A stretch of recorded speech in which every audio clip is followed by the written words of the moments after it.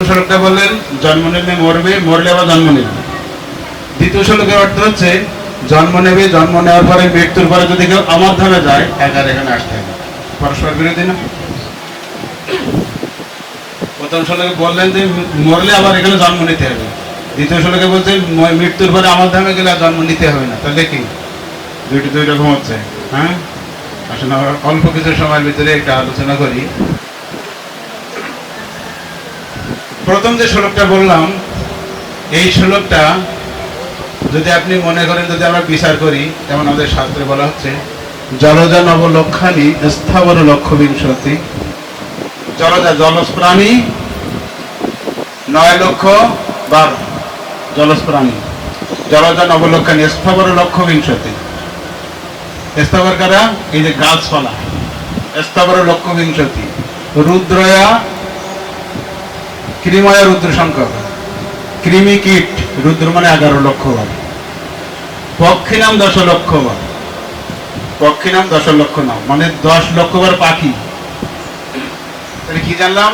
9,00,000 বার জলজ প্রাণী, 20,00,000 বার গাছপালা, 11,00,000 বার কৃমি কীট, 10,00,000 বার পাখি জনি, আর 30,00,000 পশু, অর্থাৎ 30,00,000 জনি পশু, 4,00,000 মানব, 4,00,000 বার নয় কিন্তু 4,00,000 প্রজাতি। এখানে একটা জিনিস বুঝতে হবে যে এই যে শ্লোকটা, আপনি যদি মনে করেন যে এই শ্লোকের অর্থ হচ্ছে যে 4,00,000 বার আমি মানব জীবন পাবো, না, কিন্তু ঠিক।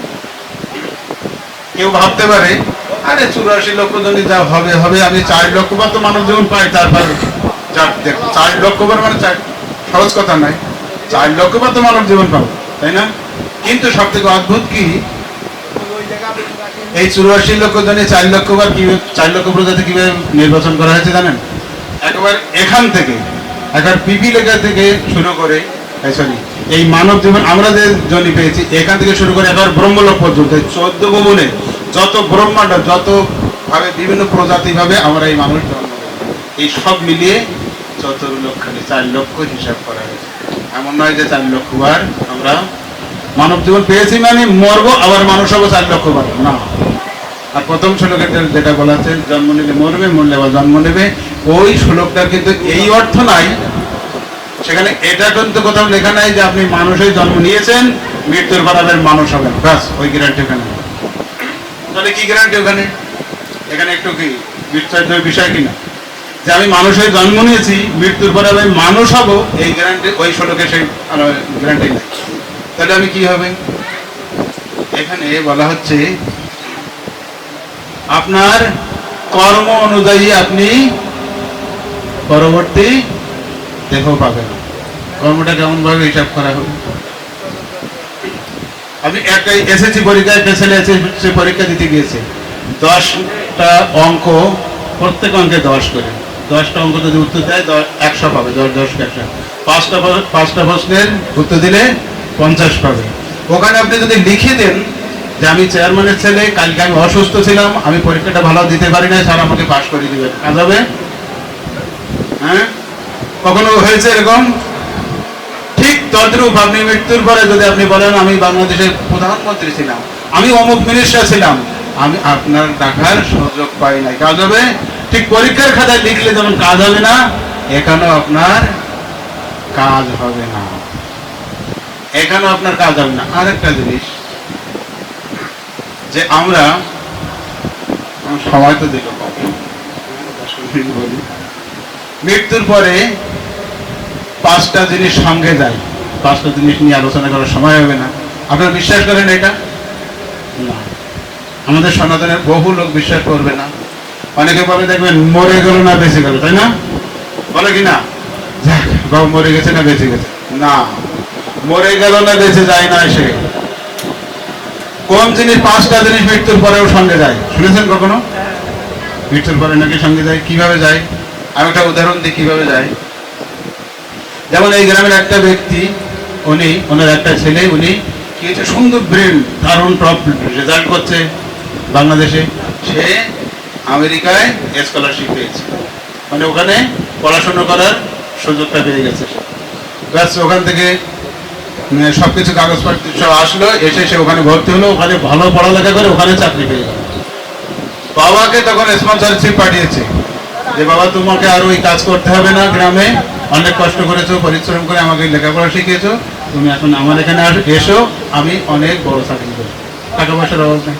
বাবা চিন্তা করছে যে বাহ, আমার ছেলে যখন এরকম একটা চাকরি পেয়েছে, আর এই 10,000 টাকার স্যামসাং মোবাইল আমি কতদিন ব্যবহার করবো, আমি কি করব, ছেলের কাছে যে আইফোন নাও, কমপক্ষে একটা OnePlus মোবাইল নেব।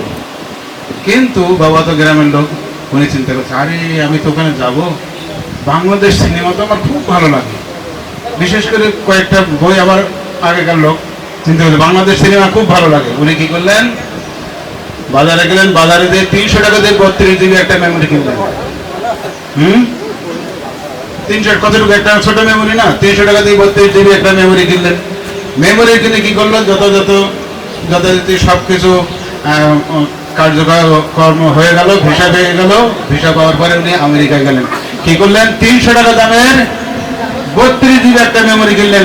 মেমোরি করে ওখানে যেয়ে আমেরিকায় যে ছেলেকে বলছে বাবা আমি তো সারা জীবন একটা এই 10,000 টাকার স্যামসাং মোবাইল ব্যবহার করেছি, তুমি একটা ভালো মোবাইল কিনে দাও। ছেলে একটা OnePlus খুব দামি একটা মোবাইল কিনে দিল। আর যখন মেমোরিটা ঢুকিয়েছে সঙ্গে সঙ্গে বাংলাদেশ সিনেমা দেখছে। কোথায়, আরে এখন কয়টা, এখান থেকে 7 ঘন্টা আপনি পিছিয়ে যান আমেরিকার টাইম, ঠিক না, 7 ঘন্টা পিছিয়ে যান।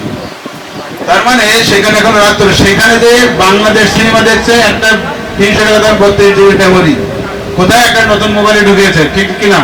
ঠিক আমরা যখন এখান থেকে চলে যাব, আমার এই স্যামসাং মোবাইলটা এখানে থাকবে কিনা, এই বডিটা এখানে পড়ে থাকবে না, এটাকে মনে করুন স্যামসাং মোবাইল, এই নতুন এই পুরান মোবাইলটা এখানে থাকবে, পড়ে থাকলে কি হবে, ভগবান গীতায় বললেন নৈনং ছিন্দন্তি শস্ত্রাণি নৈনং দহতি পাবক নো চৈনং কিলেদন্ত নো সসৈতি মারুত।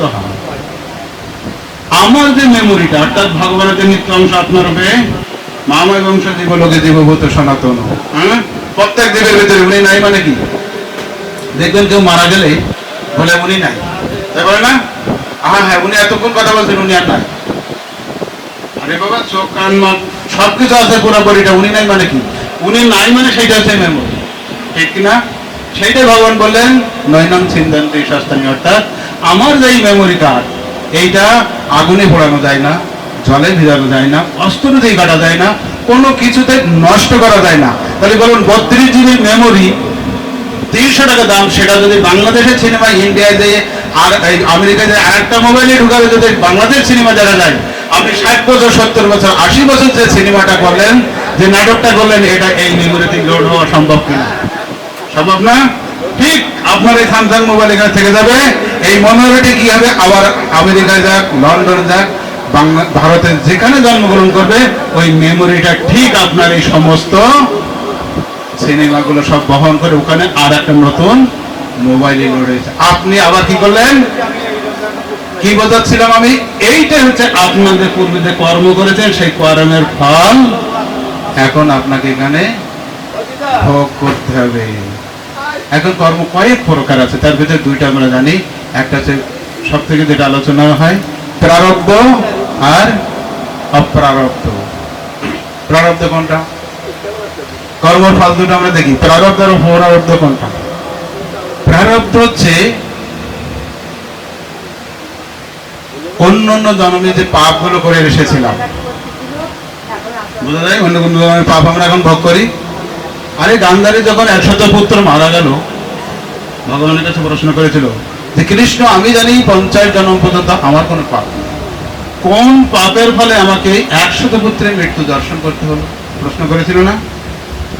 কৃষ্ণ কি উত্তর দিয়েছিল, গান্ধারী তুমি জানো 50 জন্ম তোমার কোনো পাপ নাই, কিন্তু 50 থেকে এর পরের মানে 51তম জন্ম, 51তম জন্মে তুমি 100 ফড়িং অথবা কিছু কীট পতঙ্গ জুড়ে জুড়ে একটা মালা বেঁধেছিলে, এখানে একটা কৃষ্ণ একটা গড ব্যবহার করলেন কি, যে তুমি আমার একান্ত ভক্ত।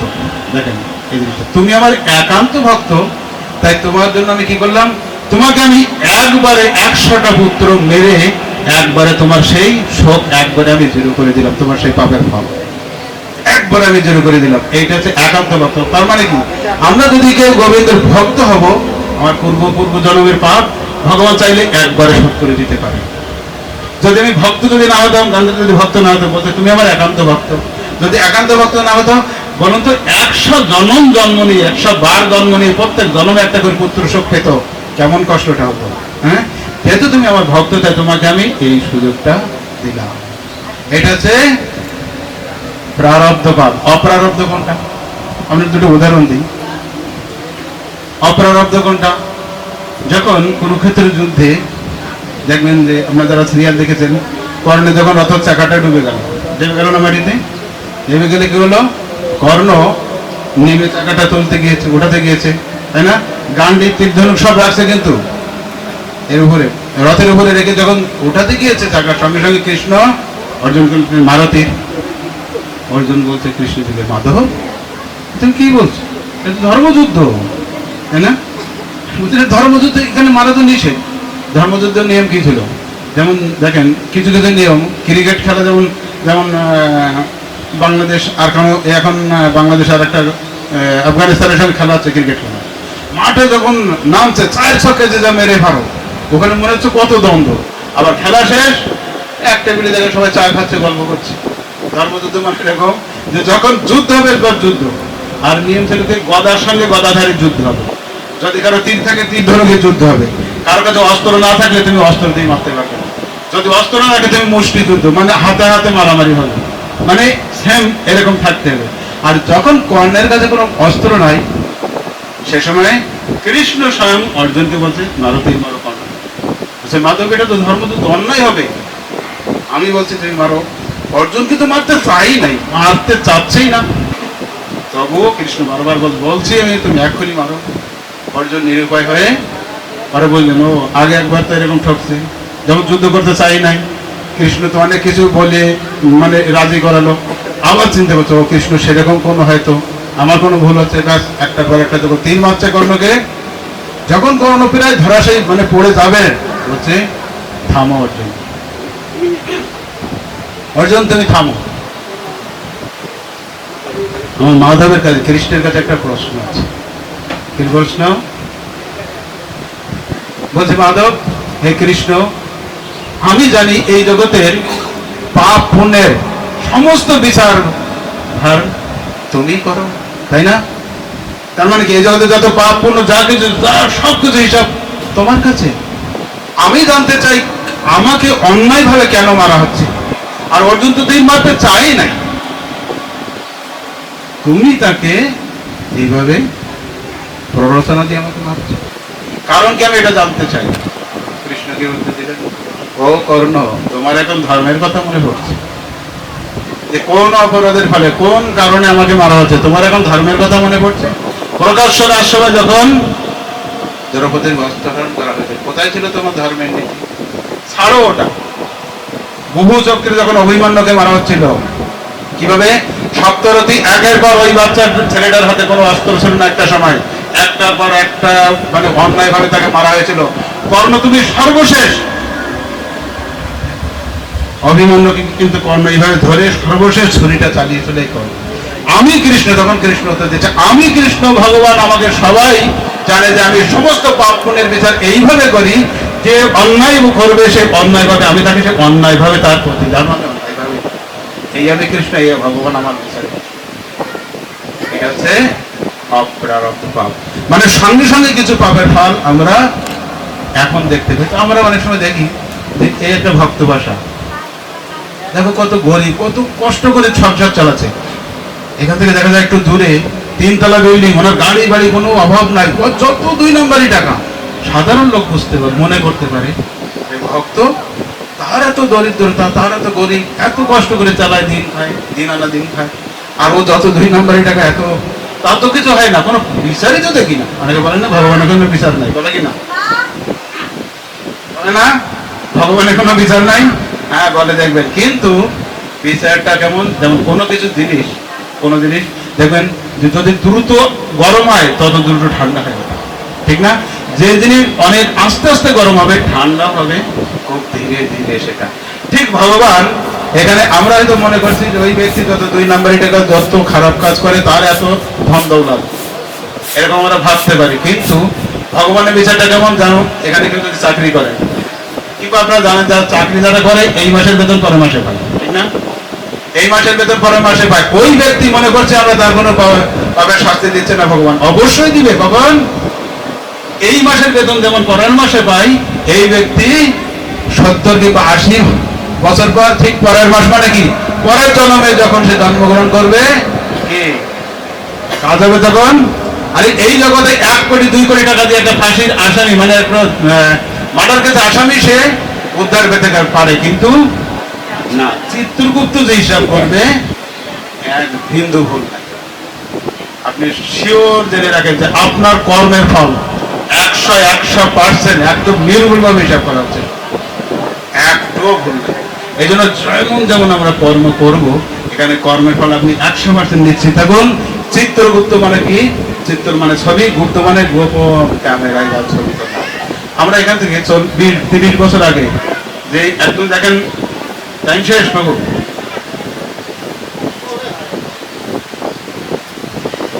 জলের নিচে যেমন জিওগ্রাফিতে দেখবেন যে মানে সাগরের নিচে 100 কিলোমিটার নিচে সেখান থেকে ছবি তুলে দিচ্ছে, কি সুন্দর মাছগুলো শ্যাওলাগুলো দেখা যাচ্ছে, তাই না?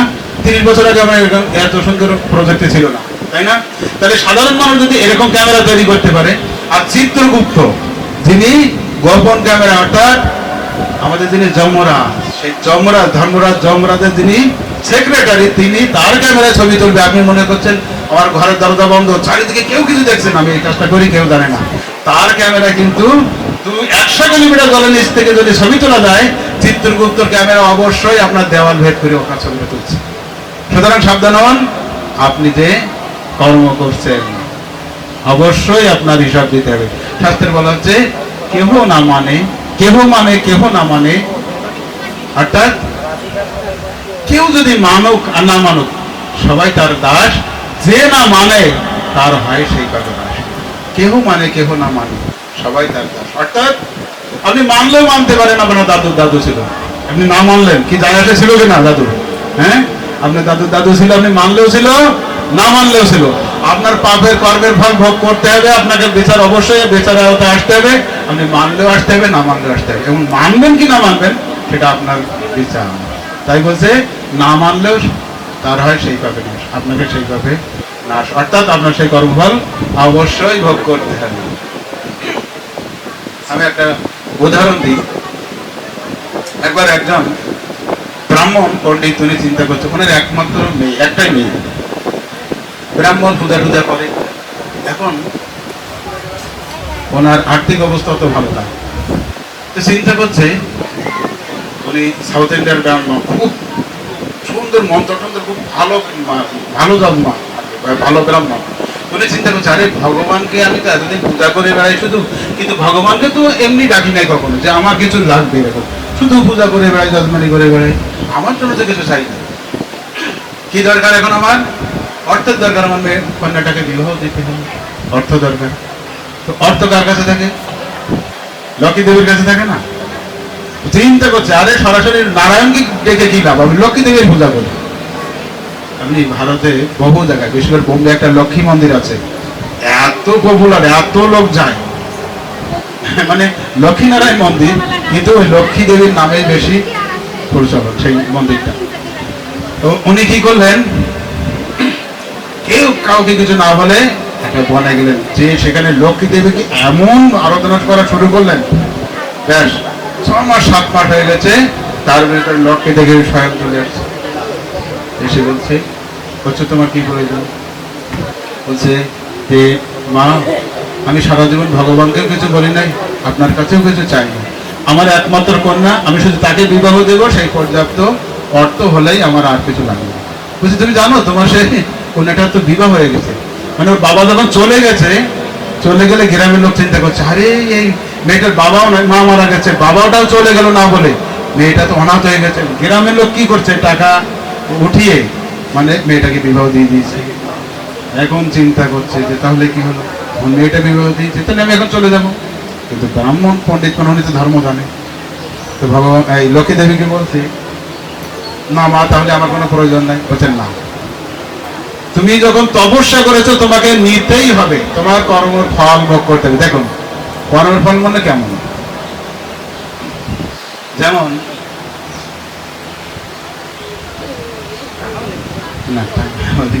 সুদামা যখন দ্বারকায় গিয়েছিল, দ্বারকায় যে ওখানে মনে মনে বলেছিল, পুরা রাজপ্রাসাদ থেকে বলছে, কৃষ্ণ এই জগতে সব থেকে তোমার যদি গরিব ভক্ত কেউ থাকে সে চান। ভগবান চিন্তা করছে এটা অহংকার, অহংকার, এটা তোমাকে অহংকার মনে করবে। আরে এটাই ভগবান অহংকার মনে করছে। কেন? যে তুমি বলছো যে তোমার থেকে গরিব ভক্ত এই জগতে নাই, মানে তুমি শ্রেষ্ঠ গরিব, মানে তুমি শ্রেষ্ঠ গরিব এই জগতে। ভগবান কি করলেন? সুদামা যখন গিরিয়ে গেলেন, যে দেখে বিশাল প্রাসাদ ছিলেন, মানে সেই অহংকারটাও ভগবান খর্ব করে দিলেন। সেখানে লক্ষ্মী দেবীকে যখন ডাকছে, বলছে না তুমি যে সাধন করেছো, ভজন করেছো, আমাকে ডেকে তো তোমাকে নিতেই হবে, না নিতে হবে। বলছে না আমার তো প্রয়োজন নাই, না তুমি যে কর্ম করেছো কর্মের ফল তোমাকে, এটাও কর্মের ফল। ওটা যেমন সুদামার ওটা মনে হচ্ছিল যে এটা কিভাবে অহংকার হয়, এটাও ঠিক এরকম, এটা কি কর্মের ফল মনে হচ্ছে, কিন্তু না এটাও নিতে হবে। লক্ষ্মী দেবী তখন বলছে না তোমাকে নিতে হবে, বলছে না আমি নেব না। তখন লক্ষ্মী দেবী বলছে যে তোমাকে আমি বললাম 1 বছরের জন্য রাজা হতে। ব্রাহ্মণ চিন্তা করছে, ভগবান আমি পূজা করি, ভগবানের সেবা পূজা করি, সে একটা ভালো ছিলেন, রাজা মানে সব থেকে খারাপ বিষয়, এটা আমি কিভাবে মেনে নিই? বলছে না তোমাকে রাজা হতেই হবে, অন্তত কর্মের ফল টাকা না নাও, এটা তোমাকে ফল ভোগ করতে হবে। তো এটা যখন বললেন তখন ব্রাহ্মণ চিন্তা করছে, ঠিক আছে লক্ষ্মী দেবী তো বলে চলে গেল, দেখে আমিও কি করা যায়। তখন এই ব্রাহ্মণ চিন্তা করছে, আমি এমন কাজ করব যেন আমাকে জেল খাটতে কিংবা মৃত্যুবরণ হয় তাও ভালো, আমি রাজা হতে পারবো। তো কি করলেন, মন খারাপ এইভাবে, আর ব্রাহ্মণ তো একেবারে সুটাম দেহ ধুতি খঞ্জনি করে গিয়েছে সেই রাজার রাজপ্রাসাদে গিয়েছে। প্ল্যান করছে কি, আগে তো ওই কাঠের খড়ম পাই দিত না, খড়ম পাই দিই, বলছে আমি রাজার ওখানে যাবো, যেই এই খড়ম ফেলে মারবো একদম রাজার মুখে, মরুক বাসুক, আমার যেন জেল হয় না, মৃত্যুদণ্ড হয়, আর মরা ভালো কিন্তু রাজা আমি হব। বলছে দেখি কেমন কর্মের ফল ভোগ করতে হয়। বলছে রাজা আমি হতে চাই না। এখন কি হয়েছে, সেই রাজার সেদিন কি একটা প্রোগ্রাম ছিল, অনুষ্ঠান ছিল, সেই রাজা মশাই কি করছে, একটা সুন্দর একটা ছত্র তৈরি করেছে, সব ফুল দিয়ে, ফুল দিয়ে বিরাট সিংহাসনটা করা হয়েছে ফুল দিয়ে, ছাতাটা তৈরি করা হয়েছে ফুল দিয়ে, পুরো ছাতার সঙ্গে এটা এবার সব ফুল দিয়ে সব একদম সাজানো। আর ব্রাহ্মণ যখন যাচ্ছে সবাই মনে করছে, মনে এত সুন্দর সুঠাম দেহ, সবাই দেখে মনে করছে আরে বাবা এই ব্রাহ্মণ মনে আজকে পুরোহিত, এই ওনাকে সবাই ছেড়ে দিয়েছে, যান যান যান আপনি যান। মানে এত সাউথ ইন্ডিয়ার ব্রাহ্মণ দেখেছেন, এত সুন্দর বডি তাদের, আর সেই রকম দেখতে যদি আপনি তিরুপতি বালাজী ব্রাহ্মণদের দেখেন, বাপরে বাপ, এরকম তো ব্রাহ্মণ যখন ওখানে ঢুকে গেলেন, আর ঠিক এরকম রাজার সম্মুখে যখন আসছে, তখন খড়মটা ধরে খুলে ছুঁড়ে মেরেছে, রাজার দিকে যখন মারছে, সামনে আরে রাজার মুখটা এরকম করেছে, আর খড়মটা দিয়ে ডাকছে, যে সাথে যে বাঘটা ছিল না ফুল দিয়ে সব জড়ানো, ওই বাঘটার ওখানে টাম করে ওটা ডাকছে, কি হবে অ্যাটেম্প টু মার্ডার। আর রাজার লোক তো এসে সঙ্গে সঙ্গে সেই ব্রাহ্মণকে ধরে ফেলছে, পুরা ধরে, কি অবস্থা, রাজাকে মারতে গিয়েছে, মানে ও চিন্তা করছে এইবার আমার মৃত্যুদণ্ড হবে নিশ্চয়ই, ঠিক কাজটাই করেছে। এখন যেহেতু রাজা ধার্মিক রাজা, উনি কি করলেন, ওনাকে বন্দি করালো, ওনার গুরুদেবের ওখানে গেল, বলছে আমরা এই ব্রাহ্মণকে কি করবো, ব্রাহ্মণ হত্যা প্রাপ্ত আর বিরাট ব্যাপার, যদি ব্রাহ্মণকে এখন জীবন্ত হত্যা করা হয়, ওকে যদি মৃত্যুদণ্ড দেওয়া হয়, যদি আমার কোনো পাপ হয়, রাজা চিন্তা করবেন। কি করলেন, গুরুদেবের ওখানে যখন গেলেন, গুরুদেব বিচার করছে, বিচার করে দেখে আরে রাজা তুমি কি বলছো, ও তোমাকে মারতে আসছো, তোমাকে জীবন বাঁচিয়েছে, জীবন বাঁচিয়েছে। তখন বলছে যে ওই যে ছাতা তৈরি করেছে, ওই ছাতার ফুলের এটা খুলে দেখো, ওখানে একটা পুরা কাল সাপ, একটা কাল সাপ ওর ভিতরে, ওই ফুলের ভিতরে বসে আছে, ওখানে ওই সাপটা তোমাকে কিছুক্ষণ পর কামড়াবে, কিছুক্ষণ পরেই তোমাকে কামড়া দংশন করতে, আর তুমি তাতে মরে যেতে, তোমাকে বাঁচিয়েছে এই ব্রাহ্মণ, তুমি ওকে মারবে কি, তুমি ওকে পূজা করো। আরে বাপ, কেমন হলো? এখন কি হলো, রাজা তখন লোকজন নিয়ে নিয়ে সেই ব্রাহ্মণকে নিয়ে আগে চরণ ধরালেন, তার পূজা করা শুরু। ব্রাহ্মণ চিন্তা করছে আমি করলাম কে, হলো কি, এটা আমাকে পূজা করছে কেন, আমি তো এখন মরতে চাই।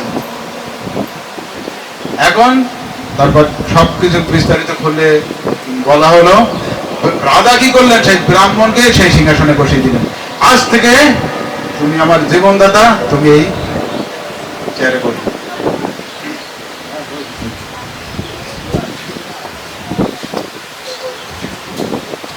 তখন প্রায় 8 বছর হতে গেল।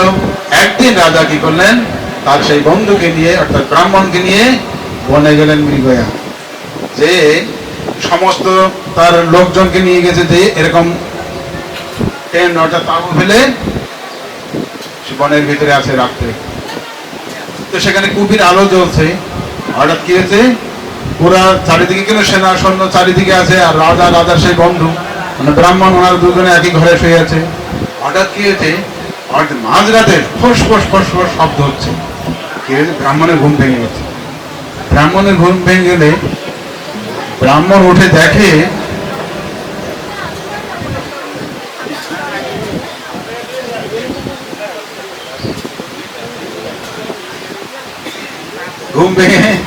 ব্রাহ্মণ ঘুম ভেঙে দেখে যে একটা সাপ পুরা একেবারে রাজার পায়ের দিকে আসছে, মানে এক্ষুনি কামড় দিবে হয়তো।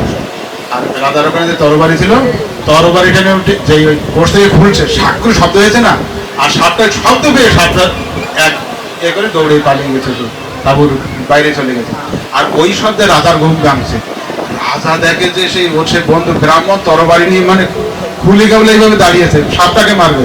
আর রাজা ঘুম থেকে উঠে কোথায়, এখন তার দেখা এখন মাথার সম্মুখে সে তরবারি দাঁড়িয়ে আছে। কি, তুমি আমাকে মারবে? তোমাকে তো রাজত্ব দিয়ে দিলাম, তোমাকে আমি চেয়ারে বসিয়ে দিলাম, তুমি আমাকে মারতে আসো? কোনোভাবে কথা শুনলো না, তো শুনলো না। ব্যাস, আজকে থেকে তুমি আমার রাজ্য থেকে বিতাড়িত হবে। ব্যাস, তারপরের দিন ব্রাহ্মণ যখন যাচ্ছে, লক্ষ্মী দেবী সম্মুখে এসে বলছে, আজকে তোমার 1 বছর শেষ। তার মানে কি, তুমি যে কর্ম করেছিলে সেই কর্মের ফল তোমাকে ভোগ করতে হবে। সাথে মহাত্মা সবার কাছে আমার অনুরোধ, গীতায় 5টা জিনিস বলা হয়েছে: ঈশ্বর, জীব, প্রকৃতি, কাল, কর্ম। ঈশ্বরকে আপনি চেঞ্জ করতে পারবেন না, জীবকে চেঞ্জ করতে পারবেন না, প্রকৃতি চেঞ্জ করতে পারবেন না, কালকে চেঞ্জ করতে পারবেন না, অর্থাৎ মৃত্যু। একটা জিনিস চেঞ্জ করতে পারবেন, কি সেটা? ঈশ্বর, জীব, প্রকৃতি, কাল, কর্ম। কর্মটাকে খালি চেঞ্জ করবেন। 5টা জিনিসের ভিতরে 5টা জিনিস আপনি চেঞ্জ করতে পারবেন, একটা পারবেন। কর্ম চেঞ্জ করবেন, আপনি শুধু কর্মটা চেঞ্জ করেন, আর 4টা এমনি আপনার চেঞ্জ হয়ে যাবে। হরে কৃষ্ণ, সবাইকে ধন্যবাদ।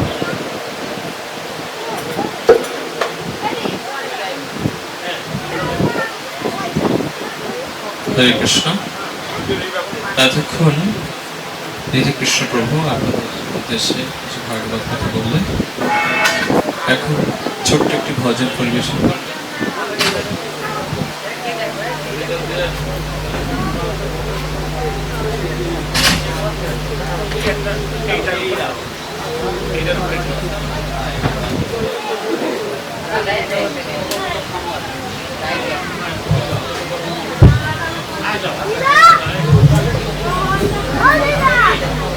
তো এখন ছোট্ট একটু ভজন গাইবেন দয়াময় চৈতন্য দাস প্রভু। তারপরে আমাদের মাঝে পরম ভাগবত উপস্থিত হয়েছেন আন্তর্জাতিক কৃষ্ণ ভক্ত সংঘ ইসকনের অত্যন্ত প্রবীণ এবং বিজ্ঞ। হরে কৃষ্ণ, হরে বল, হরে কৃষ্ণ।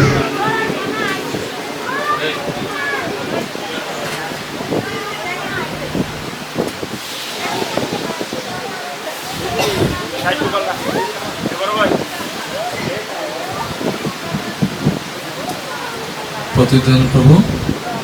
তারপরে আমাদের বাংলাদেশ ইসকনের বিশ্ববিখ্যাত শিল্পী শ্রী গোপাল প্রভু কীর্তন করবেন। তারপর আমাদের আজকে প্রধান আকর্ষণ বাংলাদেশ ইসকনের সম্মানিত সাধারণ সম্পাদক চারিচন্দ্র প্রভু এসে সমাপনী বক্তব্য রাখবেন। তা এখন দয়াময় চৈতন্য প্রভু একটি ভজন পরিবেশন করবেন। হরে কৃষ্ণ।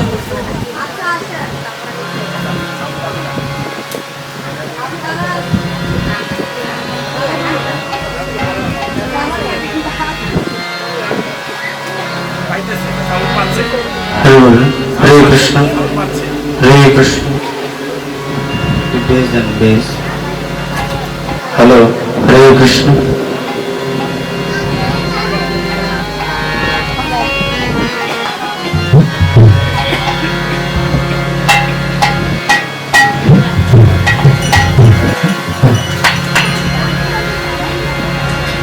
ও